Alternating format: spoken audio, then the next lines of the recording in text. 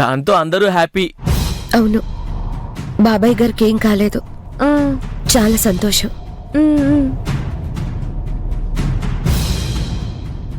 గతం మర్చిపోయి మంచి పని చేశాడు, లేదంటే నాకు భవిష్యత్తు లేకుండా పోయేది.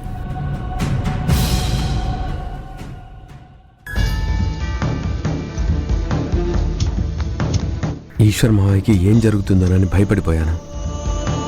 థ్యాంక్ గాడ్ సేఫ్ అయ్యారు. అవునండి, నేను కూడా చాలా టెన్షన్ పడ్డాను బాబాయ్ గురించి. మావయ్య చాలా అదృష్టవంతుడు, అన్నీ మర్చిపోయాడు. మైండ్లో స్ట్రెస్ అవ్వకుండా జరిగినవన్నీ ఎప్పటికప్పుడు డిలీట్ అవుతూ ఉంటే సంతోషమే కదా. డిజైన్స్ తీసుకెళ్లారు కదా, ఆఫీస్లో ఏమైందండి? అయ్యో మిథున, మావయ్య విషయంలో పడి నేను చెప్పడమే మర్చిపోయాను. మన డిజైన్స్ క్లయింట్స్కి విపరీతంగా నచ్చాయి. Deal 100% success. అవునా? కంగ్రాచులేషన్స్. Thank you. బట్ ఈ క్రెడిట్ నాది కాదు, 100% ప్రణవిదే. తను రాత్రంతా ఎంతో హార్డ్ వర్క్ చేసి డిజైన్స్ వేసి ఉండకపోతే మన కంపెనీ రెప్యుటేషన్ డ్యామేజ్ అయి ఉండేది. ఈరోజు నేను ఎంత హ్యాపీగా ఉన్నానంటే ప్రణవియే కారణం. ఏమండి, ప్రణవికి ఇంత టాలెంట్ ఉందని మాత్రం నేను అనుకోవడం లేదు. ఏదో జరిగిందని నా అనుమానం. నేను కూడా ప్రణవి గురించి ఇలాగే అనుకున్నాను, ఇలాగే ఆలోచించాను. కానీ డిజైన్స్ వేయడమే కాకుండా ఆఫీసులో అందరి ముందు తడబడకుండా వెరీ క్లియర్గా ఎక్సలెంట్గా ప్రజెంటేషన్ ఇచ్చింది. అక్కడ క్లయింట్తో సహా అందరూ ఇంప్రెస్ అయ్యాం. ప్రణవి మొండిదనుకున్నాను, కానీ తను ఎంత మొండో అంత టాలెంటెడ్ అని నాకు అర్థమైంది. మిథున, ప్రణవి ఇంతకు ముందులా అనిపించడం లేదు, మారినట్టుగా ఉంది. పాపం ఆ విషయం నాకు కూడా చెప్పింది, కానీ నేనంతగా నమ్మలేదు. బావా, నా నుండి నీకు ఏ సమస్యలు రావని నాకు మాటిచ్చింది. కానీ ఈరోజు నాకొచ్చిన సమస్యనే సాల్వ్ చేసింది. స్ట్రేంజ్. ఇప్పుడిప్పుడే తన మీద నాకు నమ్మకం వస్తుంది. ప్రణవి మారిందని మీరెలా చెప్పగలరు? ఎందుకంటే ప్రణవి ఫోకస్, కాన్సంట్రేషన్ అంతా వర్క్ మీదే ఉంది. డీల్ సక్సెస్ అయ్యాక అందరం చాలా హ్యాపీగా ఫీల్ అయ్యాం. ఆ ఎక్సైట్మెంట్లో తనే అనుకోకుండా హక్ చేసుకొని టక్కున తనే రియలైజ్ అయ్యి సారీ చెప్పింది.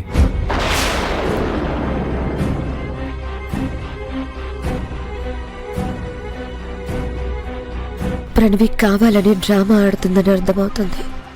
మిథున, ఇంకో విషయం. ఏంటండి? రేపటి నుంచి ప్రణవి నాతో పాటు ఆఫీస్కి వస్తుంది.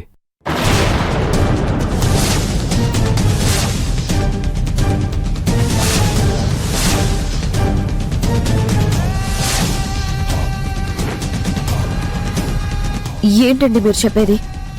ప్రణవి మీతో పాటు ఆఫీస్కి రావడం ఏంటి? అవును మిథున, తను ఆఫీస్కి వస్తే బాగుంటుందని నాన్నగారే రమ్మన్నారు.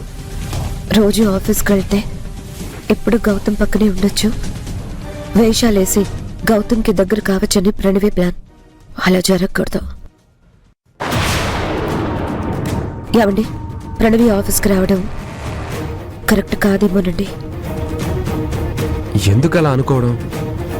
అంత టాలెంట్ ఉన్న అమ్మాయి ఊరికి ఇంట్లో కూర్చోవటం ఏం బాగుంటుంది?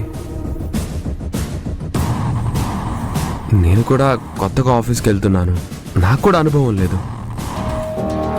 కానీ ప్రణవికి ఈ ఫీల్డ్లో నాలెడ్జ్ ఉందని ప్రూవ్ అయింది. తను ఆఫీస్కి వస్తే నాకు కంపెనీకి సపోర్ట్గా ఉంటుంది. ఎంతైనా తను మన ఫ్యామిలీ మెంబరే కదా. మిథున టైర్డ్గా ఉంది, ఫ్రెష్ అప్ అవుతాను.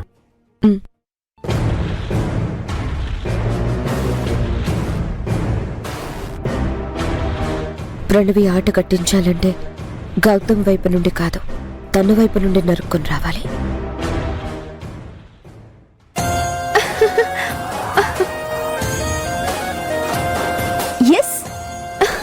నా ప్లాన్ సక్సెస్. నీకు దగ్గరవడానికి నాకు మంచి అవకాశం దొరికింది. త్వరలో నేను నిన్ను సొంతం చేసుకుంటాను.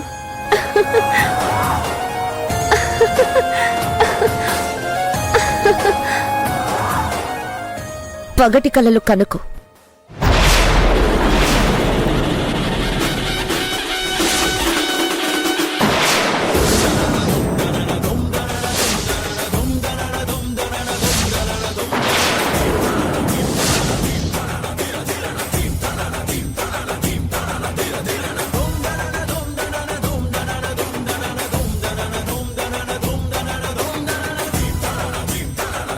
ఏవేవో ఊహించుకుంటూ పగటి కలలు కంటున్నావు.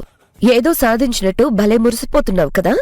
ఎస్, సాధించాను.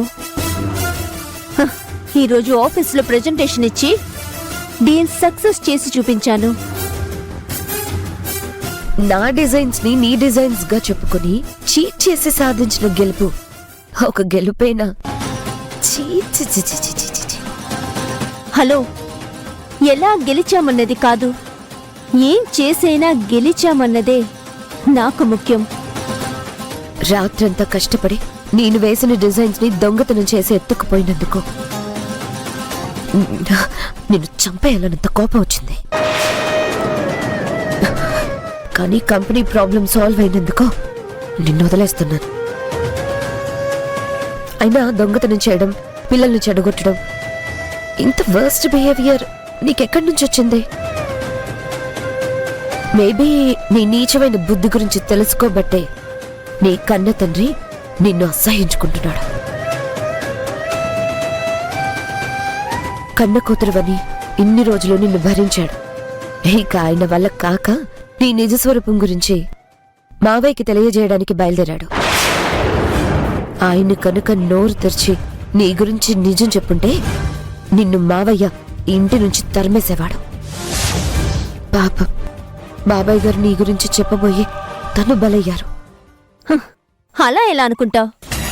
బావపై నా ప్రేమలో న్యాయముంది, నా పోరాటంలో ధర్మముంది కాబట్టే ఆ దేవుడు నోరు తెరవకుండా మా నాన్నకి పనిష్మెంట్ ఇచ్చాడనుకోవచ్చు కదా.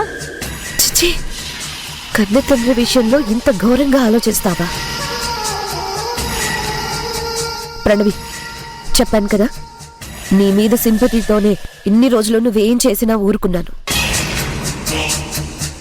ఇక నీ ఆటలు, నీ చేష్టలు నా దగ్గర పనికిరావు. ఇప్పటి నుండి గౌతమ్ జోలికొస్తే అస్సలు క్షమించను.